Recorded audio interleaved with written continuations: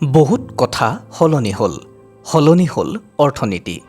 পৰিৱৰ্তনৰ লগত খোজ দিয়াৰ গত্যন্তৰ নাই। চৰকাৰে ধৰ্মীয় মেৰুকৰণৰ ৰাজনীতি কৰে, নকৰে মাথো অৰ্থনৈতিক পৰিৱৰ্তনৰ ৰাজনীতি। বহু কথা সলনি হ'ল। বজাৰৰ পৰা নোহোৱা হ'ল Murphy radio', Bajaj scooter, HMT ঘড়ী, কোডাক কেমেৰা ইত্যাদি।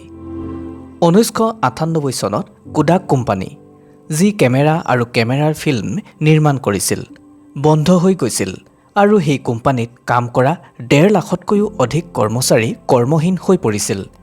ৰাজদূত বাইকৰ পৰা আৰম্ভ কৰি এম্বেচাডৰ কাৰলৈকে সকলো মানসম্পন্ন বস্তুৰ উৎপাদন বন্ধ হৈ গৈছিল। মন কৰক, আজিৰ পৰা বহু 15-20 বছৰ আগতে আনহে নালাগে আমাৰ অসমতে য'তে ত'তে PCO আছিল। এতিয়া PCO এটা সপোন, এটা অতীত।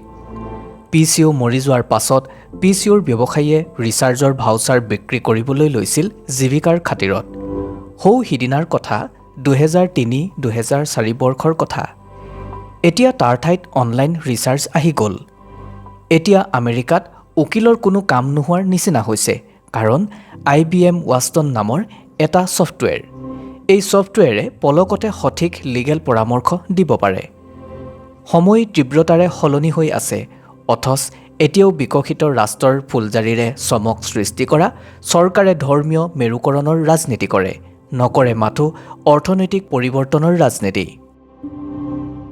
তেজপুৰৰ পৰা দীপ শইকীয়াৰ প্ৰতিবেদন, নতুন সময়।